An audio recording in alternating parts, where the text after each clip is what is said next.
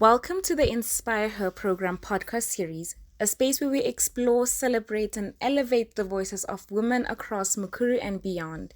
Here, we shine a light on stories of leadership, resilience, and innovation, while fostering conversations that drive inclusion and empowerment. This platform isn't just about dialogue, it's about building a culture where women are seen, heard, and valued as leaders, change makers, and pioneers. Every episode brings you insights, experiences, and inspiration from women and allies who are shaping the future, proving that when we choose inclusion with intention, we all thrive. This is Inspire Her. Let's begin. Good morning, lovely ladies of Mukuru. Welcome to yet another episode of the Inspire Her podcast. I will be your host. I am 𝐈𝐧𝐬𝐫𝐞𝐇𝐄𝐑 and the CSI coordinator here at Mukuru. So, firstly, I'd just like everybody to introduce themselves. Please tell us a little bit about yourself outside of work, what drives you, and what interests you. So, I will just ask Tendai to go first, and then she can tag whoever. Yeah. Oh, okay. That's a bar that's set a bit high. But hey, I am Tendai Mudimu. I am the brand manager for Zimbabwe, East and West Africa for Mukuru. I have been with Mukuru for 10 years now, so it's Wow. been a while.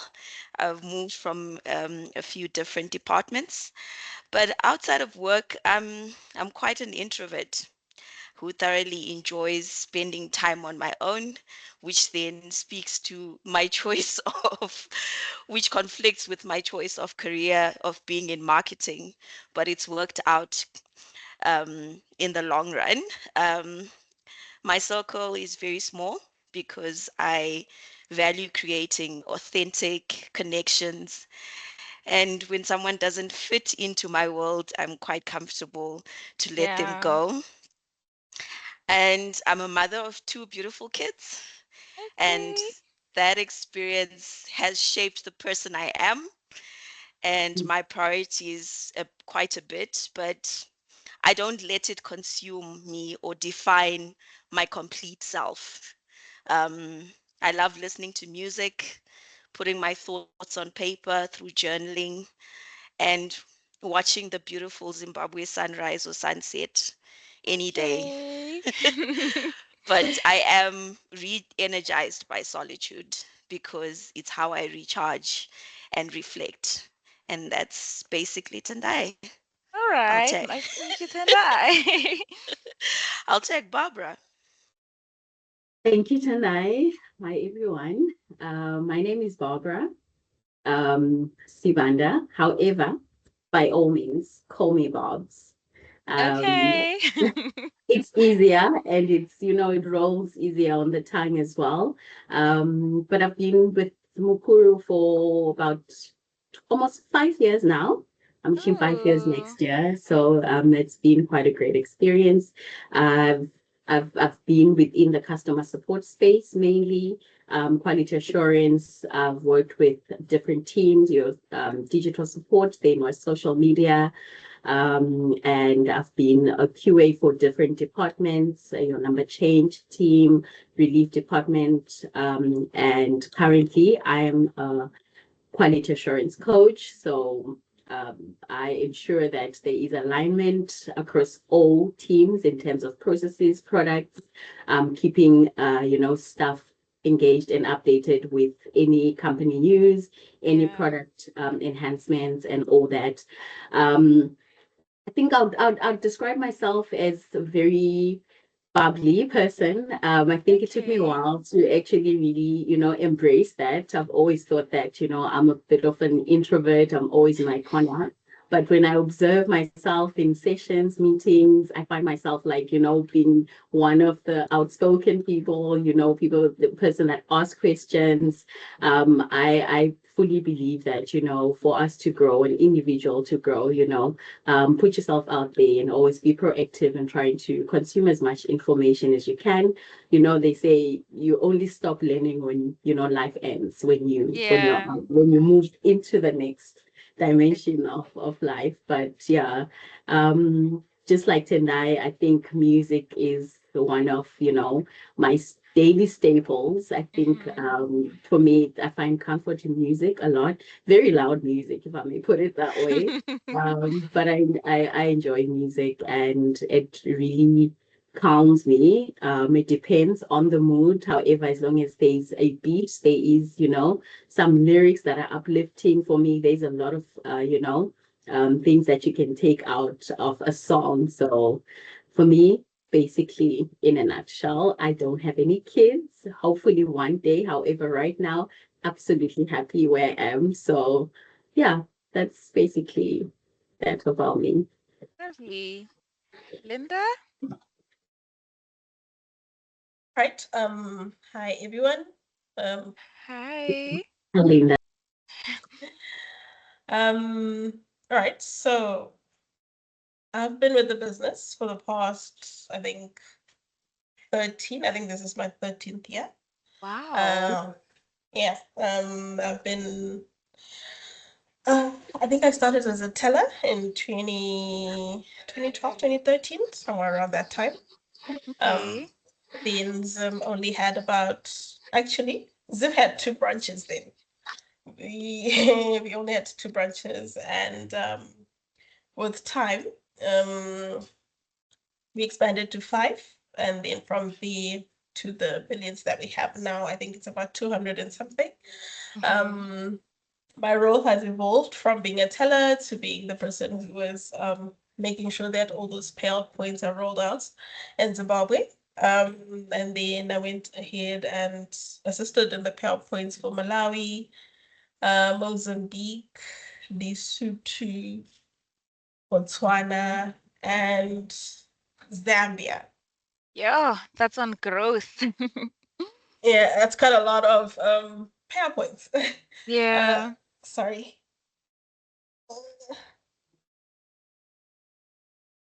It's quite a lot of payout points, and also quite a lot of regulations. It was very interesting in the different countries. You'd have different regulations and regulator requests and things that you must do and things that you must not do. Yeah. And it was very interesting because Mukuru then was very agile, very fast, wanted to get things done very quickly. Yeah. And then you get to regulators who be like, no, we don't do this here. So yeah, it was a very good experience. I think I've spent part of my life doing that, and then I became the operations manager for Zim in 2021. Then was in charge of expanding Zim for a little bit. Basically, what we wanted to do there was to just make sure that we have at least 3 points in one town that a person could go and collect their funds, like reduce the amount of walking or the distance that you need for you to get to a payout point. So that was fun.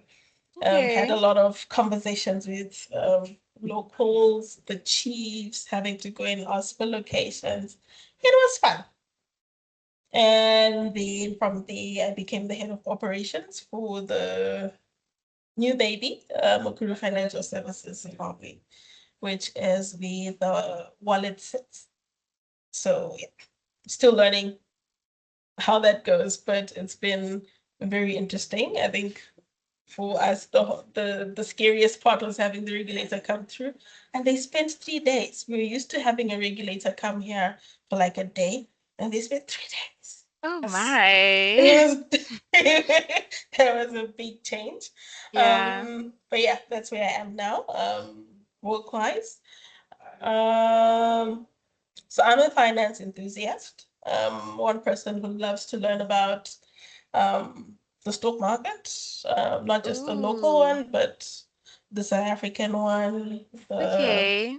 American one, and the London one. So in my spare time, I'm always looking for information around those things. Yeah. And I'm also a farmer. Lovely. Yeah. Okay. So I do a But bit of horticulture. your tomatoes, peppers, Yeah. a couple of herbs, well, a lot of herbs, and yeah, and a few chickens here and there. Okay. Yeah, I'm very pleased to meet all of you ladies. Thank you so much for those lovely introductions. So today's podcast topic will be about personal influence and 16 days of activism against gender-based violence.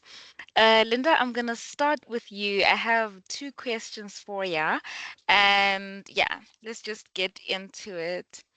So, what are some ways you've been able to influence decisions or inspire others, even when you did not hold formal authority? thank you.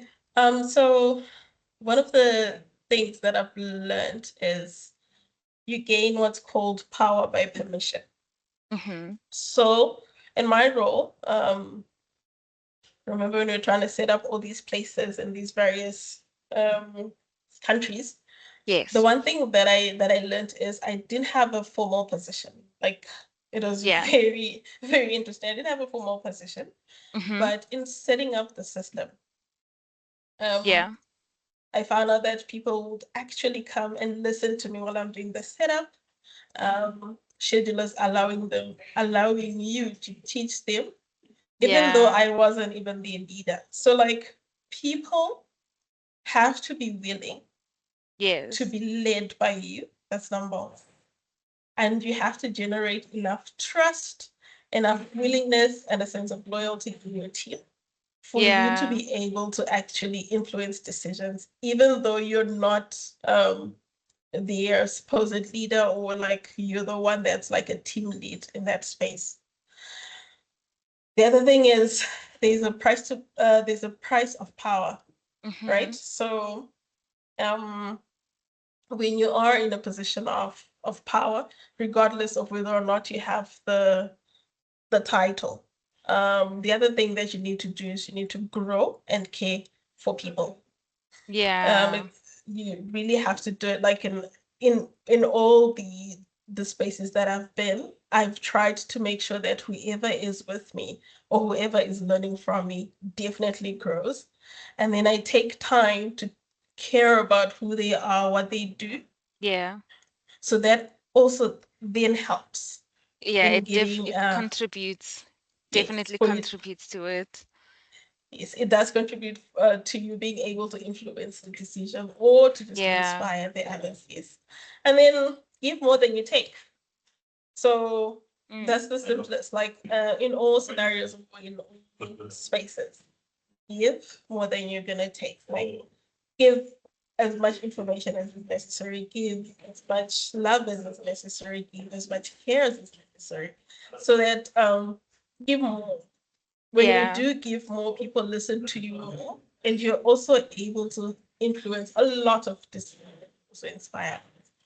I think I will let it rest in that way. I hope it explains That everything was about. that was beautifully explained. Thank you so Yeah. much, Linda. My second question to you then is a little bit of scenario. So many women are raised to keep the peace and not speak out, even when they feel uncomfortable or unsafe. What helped you find your voice to speak up or set boundaries in difficult situations?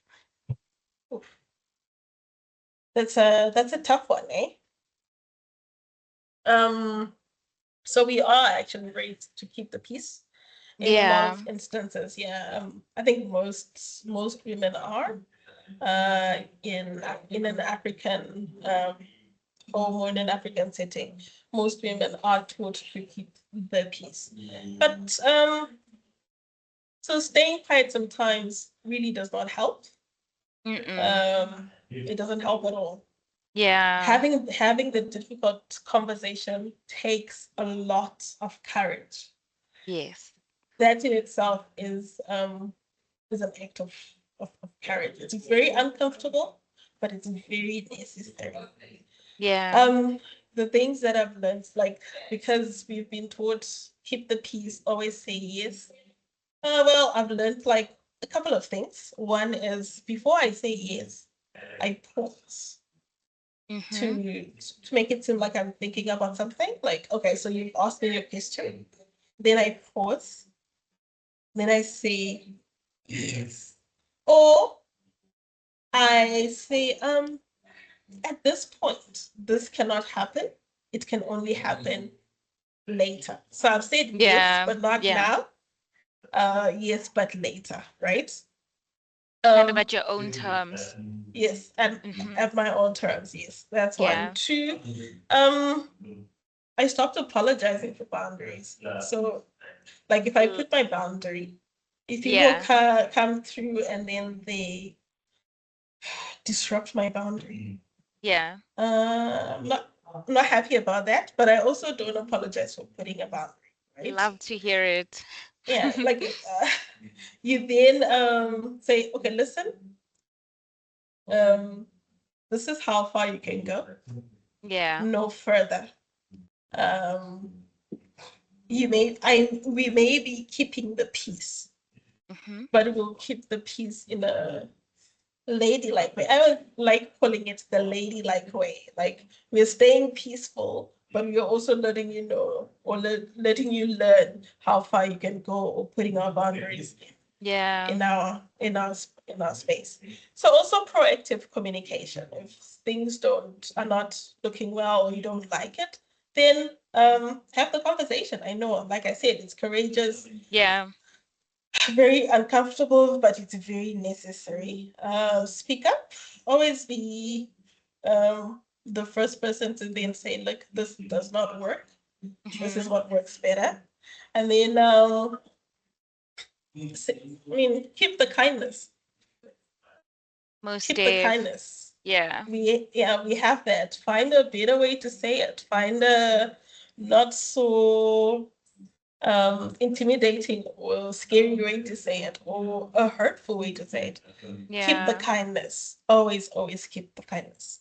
I think that's what I can say towards that. Thank you so much, Linda. That's some solid advice right there. Like, especially like staying kind in difficult situations, not letting the um situation or scenario that you're in take over, but rather you taking control of that situation. Thank you so much, Linda. Over to you, Barbara, aka Babs. Thank you. I have your question is, how can we as women get more comfortable with owning our value and confidently articulating our contributions? That's a very good question. I think it stems first of all from within, as an individual, as a woman. I think self-awareness is the basis of it. I think being able to understand yourself, if you know your strengths, you know what you bring, you know your achievements, and you know exactly what it is that makes you you, you're able to also, it's easier for the next person to understand, or, to know you. So for me, I think it's one of the most important things that you would do in terms of just reflection. Also, knowing what your weaknesses are, it helps one to also know how to, to liaise or work with people, for example. Continuous improvement as an individual, working on your weak areas, for example, in terms of just, trying to grow and contribute more. So what I would normally say is that in our environments, at times we are so modest in actually, number one, receiving compliments or receiving, feedback, positive feedback. You downplay it because, it had to be done. But you put in the work, you put in the effort. And I think it's really important to always just pause for a moment and say, you know what, I did that. And, I'm proud, whether it was just a small task, the fact that you saw it from A to Z. I think it's very important. And also looking maybe within, the corporate space, being able to be proactive be forefront, you come to the forefront with your ideas, with your Yeah. suggestions. We always tend to shy away from like, I'll make an example, you know. I think I've grown quite a lot since, you know, being in this current position, in terms of just being courageous enough to unmute that mic in the meeting and say out your suggestion without fear of someone thinking, okay, maybe you don't actually really use your logical thinking to the extent, you know. We always tend to compare ourselves with the people that you're within a room, to actually think, okay, yeah, this person seems like they know the process. If I say what I want to say, how is it going to be perceived? So just being confident in, number one, being open, whatever I bring up, if I receive critical, constructive feedback on it, by all means, I take it. If it's something that's applauded, let me be proud of it, and, you know, let me see it through. If it's a plan, if it's a suggestion that I've brought Yeah. forward. So I think it's very important.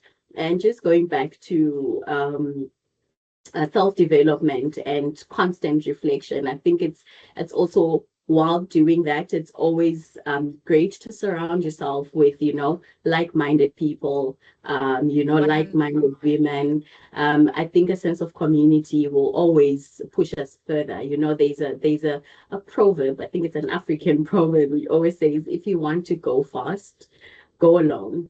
But if you want to Yeah. go further, go together. You know, as a collective, we're able to hold each other's hands, and, you know, we're able to grow at the same pace as well. So I think also having, you know, mentors, it's very important, depending on what you have, what you do, what your interests are. You know, seek people that have walked that route, you know, just also to gain some insight, and to also get advice and guidance on how you can do certain things. Yeah, so I think definitely for me, it would definitely stem from you as a person. Put yourself out there, and also, you know, set an example for you know, juniors, younger people that are joining your space. It doesn't Yeah. have to be in a corporate environment. It can also be at home. You know, how we carry ourselves, that's how we also, you know, maintain or encourage, you know, that spirit of being proactive and standing as your authentic self, if I may put it that way. So yeah. All right. And in your opinion, what role do women play in supporting one another to break cycles of tolerance or toward GBV, especially in workplaces or social circles? Yeah, yeah, it's a very, you know, sensitive topic that we find ourselves in, especially this day and age. But one thing that I'm grateful for is that, you know, unlike back then, we now have so many options available. And I think maybe speaking within the workplace environment, at times you get people that are comfortable to come to you, you know, with whatever issues that they may be experiencing. I think as women, number one, I think being graceful towards one another, being Yes. non-judgmental is one of the most Yeah. important things.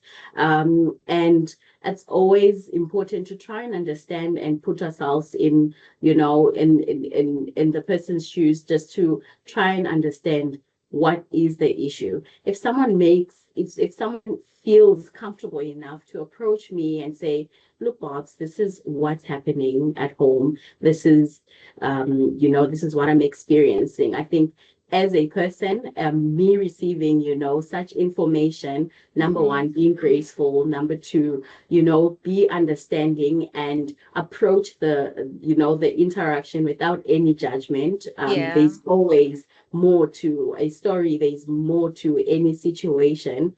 And it's always important, I think, to always remain impartial, and just offer the support that you can. You know, if someone approaches you, it means that they've seen something in you, and, you know, there is that beam of light that they think they can maybe just grab, just also, you know, to also stay afloat. And I think it's Yeah. important to just honor yourself in that moment, because, you know, not everyone will come to you. When that happens, I think holding each other by the hand. But we also have, you know, even if you can't provide feedback or you can't even give someone pointers that will maybe, you know, alleviate the situation. There's also other options that you can also suggest. There's different platforms, especially within our environment. In terms of just your wellness platforms that we do offer, for example, within Mukuru, just to encourage those people to say, look, this is not, your information is not shared, because at times we shy away from being vocal about things that we go through because, as you know, there's always this stigma around GBV. It's your Yes, fault, you yes, know, what did you yeah. do? And there's always this probing questions, these interrogations that come before Mm-hmm. anyone tries to really understand what it is that you're feeling at that particular time. So Yeah, it's very important, I think, also to just always wherever you can uplift women, you know, and it's 100%. a whole it's a lot of things that we go through, but Yeah, you know, in this world of social media as well, like what I always say, remain selfless, especially conversations centered around GBV. You know, how we interact with those people, it's always quite interesting on social media, where you see there's a lot of reactions, people are laughing and all that, you know, without even understanding what the issue is. And with such scenarios, you get that you make a comment, not only the person that posted sees the comment, but it's a whole lot of other young women that come in and actually read these things, you know. So how we carry yes, ourselves around this topic, I think, is very important, because if I am going through a certain situation and I say there's something posted, I read about it, and it's similar to my situation, I'm like, okay, let me hear what the other women think on, you know, yeah. maybe Just what different feedback. perspectives. Correct, yes. Yeah, And only you get there and you find that there isn't anything that, you know, you could take from there. There is no encouragement, there is no support. It's just questions of how did that happen? How did you get yourself into that?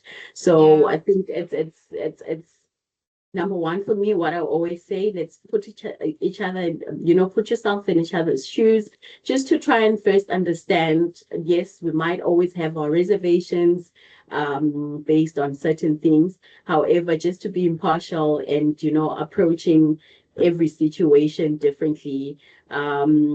Continuously encouraging each other, having workshops also. I think that's something that, you know, platforms like this, where you also get to discuss and also iron out and speak about different topics which affect us in our daily life, that helps us to also, you know, gain perspective on how to move forward, even for younger kids, just teaching them on, you know, red flags, what it is to look out for. I think these are things that we Yeah. don't actually look at in terms of, by at what point do you need to say, okay, I need to step back, I need to get out of the situation. And I know that, you know, this is a case by case basis. It's different for others. It's difficult. It's different to remove themselves from that situation immediately, but it would require steps. And while we do that, I think we need to always remain gracious.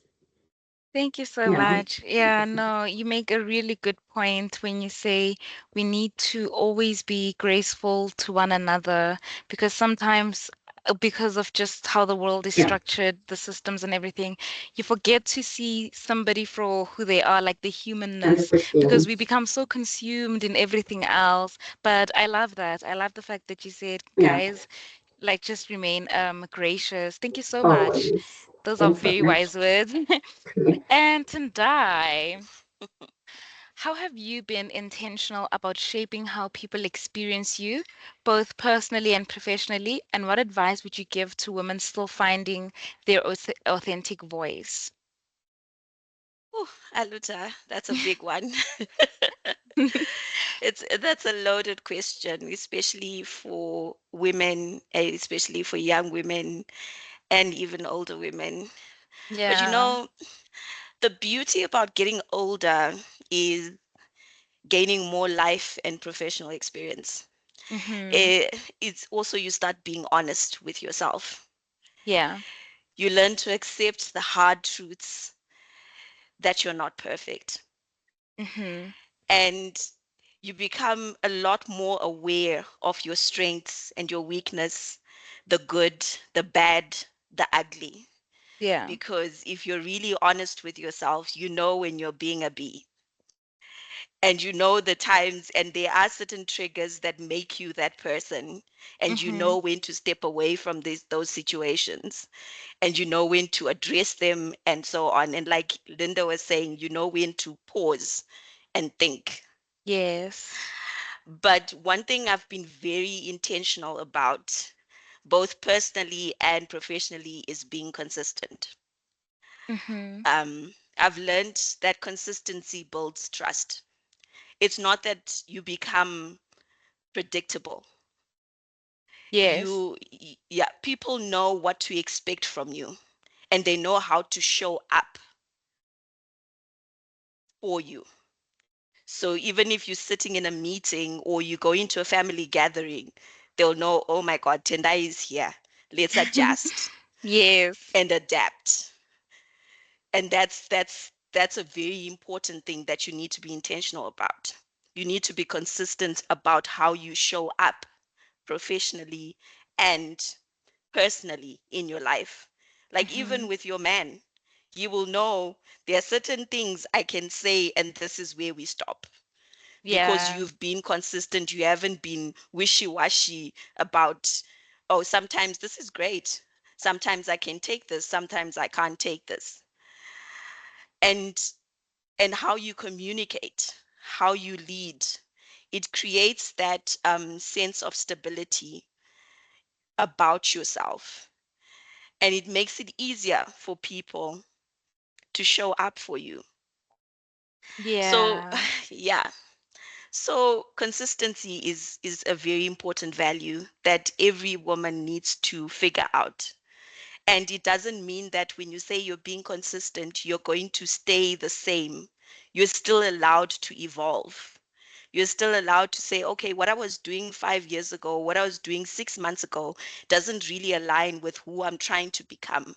So let's shift and pivot and go this direction and consistently show up that way. And for women who are still finding their voice, my advice is to get comfortable with your truth, even the messy Ah. parts, Yeah. even those messy things about yourself. You don't have to have it all figured out because um, at my age, I'm still figuring out certain things like, oh, okay, I didn't know that about myself, but Mm. okay, let's see how we approach this one. That's where people start to truly experience you. They start to know what your voice is. Yeah. Mm. Also, a lot of time, I'm going to echo some of the words that Linda said. Some of the time, women have been told that you need to be tough to Mm-hmm. make it in the corporate world and to make it in life in general. And it's true. In most times, generally, it is true. But we've gotten that mixed up. We've gotten being tough mixed up with being cruel. Ooh. Yeah. And us as women, you think that to make it in the boardroom or anything, I must be more cruel. We can't beat men at what they do. So you have to be a woman Yeah. and you have to realize a woman's strength and show Mm-hmm. up that way in a boardroom, show up that way in life, because we will never be men and we will never be able to embrace that and show up as a man. So strength doesn't come from at the expense of kindness.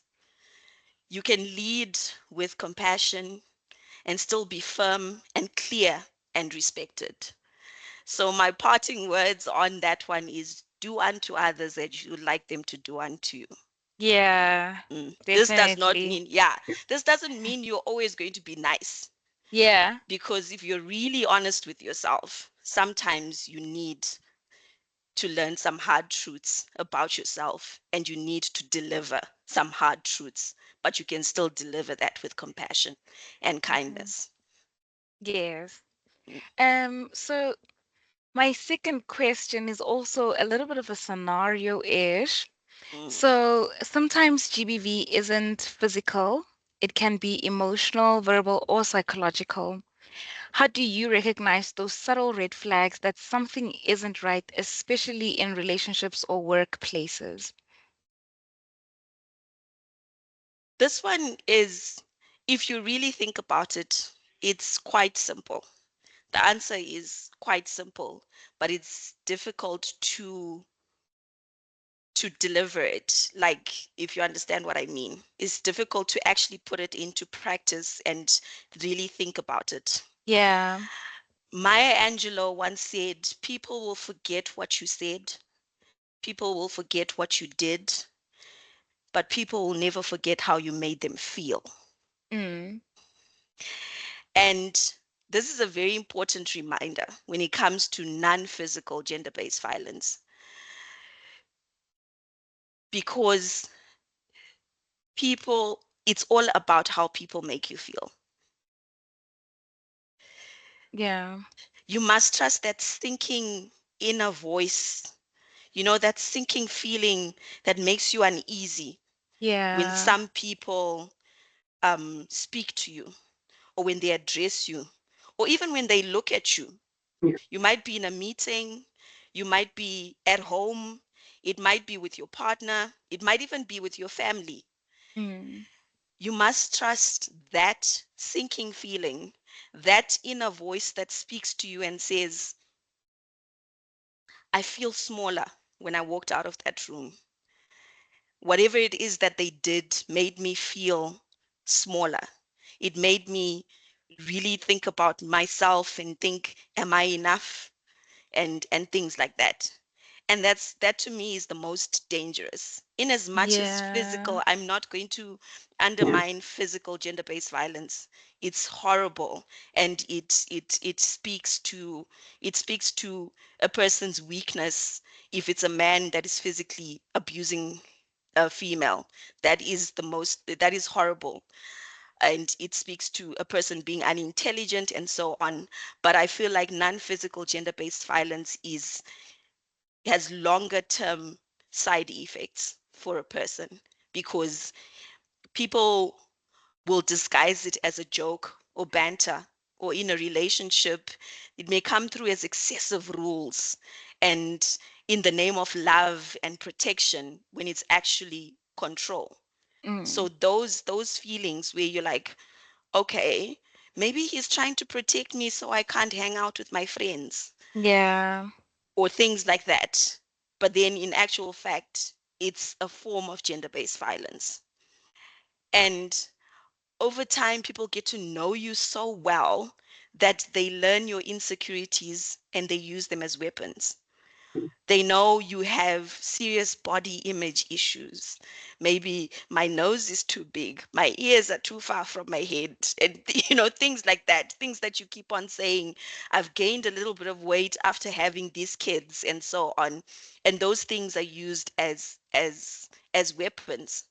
It's just like a little statement that says, are you gonna wear that? And Mm. then you leave there and you're like, oh, okay. Yeah, maybe I shouldn't wear this. Mm, maybe Yeah. I'm Yeah. too big, and so Yeah. on. But the best thing that you can do is trust your gut. If something doesn't 100%. feel right, it It's probably not. isn't. Yeah. And that's the best way that you can identify non-physical gender-based violence. It's all about how the situation and the people make you feel. Yes. Mm. Thank you so much. Thank you so much, Tendai. Do we have just very, very short closing remarks because of time from anybody? I'm just grateful for this opportunity, and I feel like Barbara was saying, as females we have to hold each other's hands Yes. throughout this journey, because a lot of the things that we experience are quite similar. And trust me, somebody has gone through what you're going through right now. Yeah. So find your tribe and love them hard. Lovely. 100%. That's lovely. Thank you so much, Tendai. Mm. Yeah. Well, on my side, I think just to echo on as well, you know, they always say, where there is no woman, there is no life. You know, we carry life, and I think it's very important. Like Tendai is saying, you know, we hold each other's hands through it all. And it doesn't matter whether it is at work, it's in the supermarket, there's a time where you will meet a woman in need, you know, extend Yeah. a branch of grace. Lovely. Thank you so Yeah. much, Babs. Um, two things. One thing that I've learned or that I actually wanted to say is we need to be each other's safe spaces.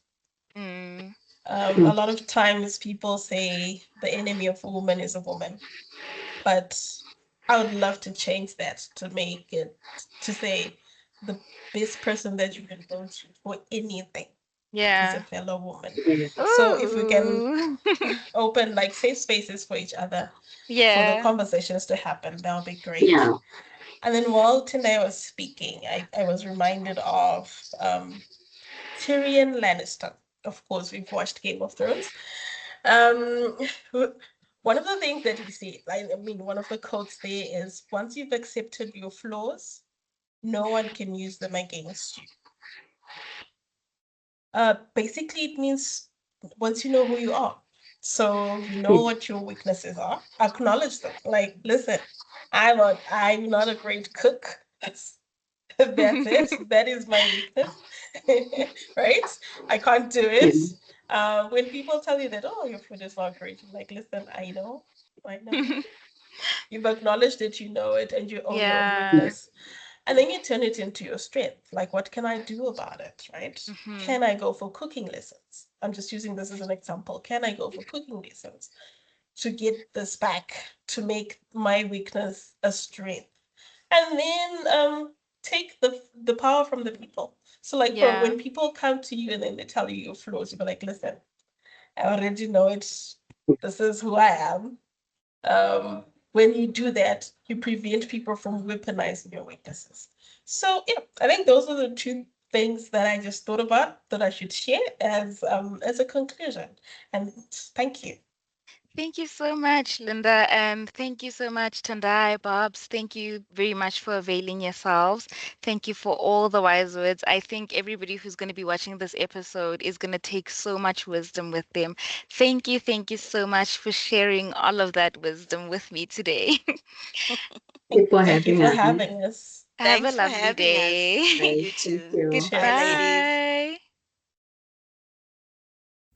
Stay tuned for future episodes where you'll hear stories from women across Mukuru and practical actions we can take for women inclusion. This is Inspire Her, where we don't just talk about change, we lead it. Here's to growth, bold goals, and the power of always learning and pushing boundaries, because every step forward inspires another. And together, we can all be Inspire Her's inspirers. Stay connected, stay empowered, stay inspired.